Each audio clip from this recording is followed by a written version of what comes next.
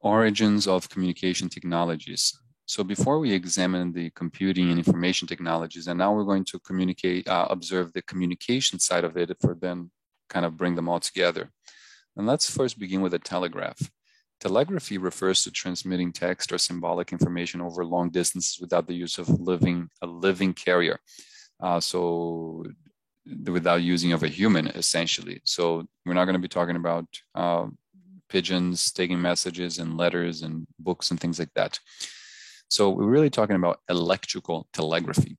And the electrical telegraph was a point-to-point text messaging system that developed in the early to mid 1800s using electricity for wired communication. So that's the key evolution and revolution, which continues to this day. The personal computer is all about electricity and electrical technology. The first telegraph was built by English inventor Francis Ronalds in 1816 using static electricity. So this very early 1800s. In 1837, US inventor Samuel Morse developed a telegraph system that transmitted data using his Morse code alphabet, a binary encoding system based on dots and dashes. And you probably have heard of the Morse code. Quite interestingly, there's only two symbols, dash or dot, so long, short. And you can represent every letter of the alphabet with a different combination of long and short, and every number as well. And of course, isn't this similar to the binary system of just zeros and ones that we use in digital computers? We just have two symbols. And it's quite amazing how that works. The telephone. A telephone is a device that transmits sound over distance using cables or airborne signals. So cable can be directly wired or can be airborne. Now, in the beginning, it was wired, except, and if it was airborne, we're usually talking about radio, as we'll talk about later. So it's one-to-many, not one-to-one.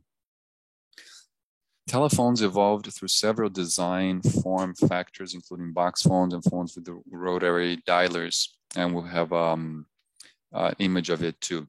So, and of course, we all know that the person who invented the telephone was the Italian Antonio Meucci. He was the first inventor of the telephone in 1860, 16 years before Alexander Bell.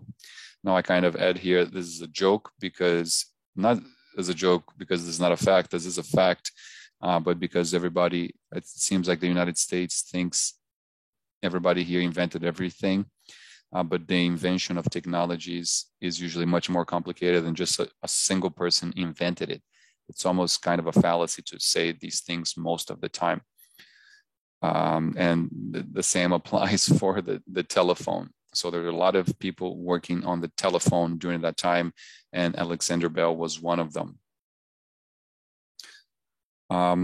These are some of configurations of the style and the kind of the operation. So in the 1890s to 1910, early box phones had no dialing mechanism. You don't dial.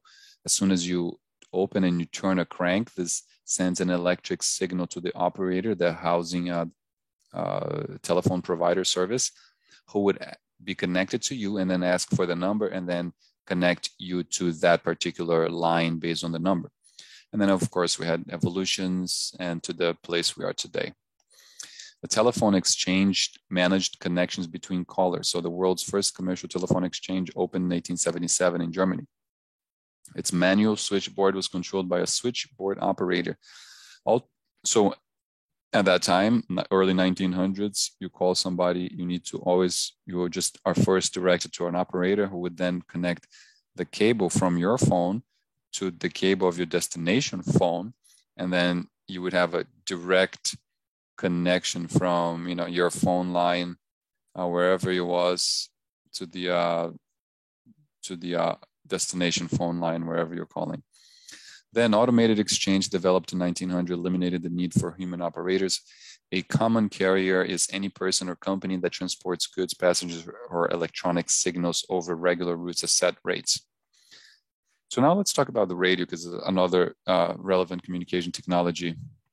A radio is a device that sends and receives sound as electromagnetic waves, essentially electricity, a moving of the electrons. like computers, radios originally used vacuum tubes, and you can see a picture of vacuum tubes here, which essentially control. The vacuum tubes are used to control electricity and do these wonderful things that we do with electricity, such as create refrigerators and computers and so on. But moved to new technologies like transistors. So essentially, before there were vacuum tubes that would control electricity, and you can see they look fairly crude, almost medieval systems now. And then we now have moved to transistors, which we examined earlier in this class in the microprocessor. Radio technology, however, is still it's used as the basis for cell phones, Wi-Fi, Bluetooth, and near-field communications. All indispensable tools of the digital age. So the computers will use transistors but still to create and transmit radio signals. So essentially manipulation of electromagnetic waves and electricity. And of course, radios are part of a radio broadcasting industry, which has content and telecommunication industries as well. So both the technology and the industry practices, social services, content creation become integrated.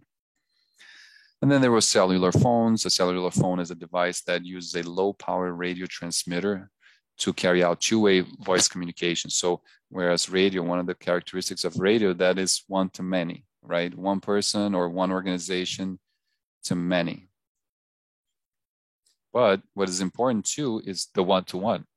So before cellular phones were a thing in the 1980s, there were no cellular phones. All the phones had to be directly connected from one line to the other line, as we just mentioned. And in 1984, Motorola brought to market the first cell phone model named the Motorola Dynatex 8000. It weighed almost 2 pounds and was more than 12 inches long, and it looked like this. So it's kind of like, looks like some of the newer phones nowadays. This is some of the pictures of the phones, 1984, 1996, 2007. And of course, cell phones are powered by cell phone towers and cell phone technology, which has evolved over the years. So in about 1984, we were at 1G, which has related with the processing rate, kilobytes or gigabytes of processing rate. So in the 1940s, where the 1G technology offered basic voice service, analog-based protocols, so just not purely computer and digital, but still focus on the analog physical cable systems. 2G, that was designed for voice, 1991, improved coverage and capacity, first digital standard. So that they were integrating digital technologies with the other still remaining, of course, always remaining analog physical systems as well that transmit the sound waves. And then 3G in the 2000s, and which kind of expanding, and 4G in 2010, and then 2020, right? We are 5G, 2020, kind of 10-year cycle. And it's just an eternal improvement in the speed of the processing, essentially. This is all processing, kilobits per second, 100,000 kilobits per second. So huge jumps in the processing, which enables hypermedia, better, hypermedia, photos, videos, voice to be quickly transmitted from devices. And of course, we have all the devices nowadays, cameras, iPads, other kinds of printers, screens, laptops. They're all integrated to the internet. They're integrated to their digital processing. They can be integrated to each other and so on.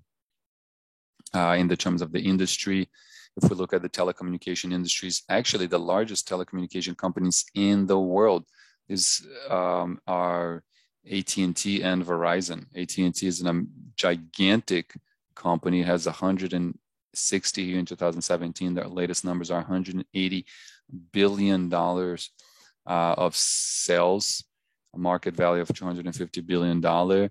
And AT&T was founded as Bell Telephone Company by Alexander Graham Bell, Thomas Watson, and Gardner Green Hubbard after Bell's patenting of the telephone in 1875. So he patented the telephone, but there were already technologies around that he of course he may have developed by himself, but he probably did, but there were other technologies there as well. Now, as part of the problems of the industry, we kind of see the influence also of, for example, the telecommunication company, AT&T, which provides service and internet services and telephone services. They also build political news organizations like One America News. This recently came out, how AT&T helped build this highly political organization, One America News. So there's a lot of integration between the technologies, the content creation, and the telecommunication companies themselves. That's it for this one. See you next time.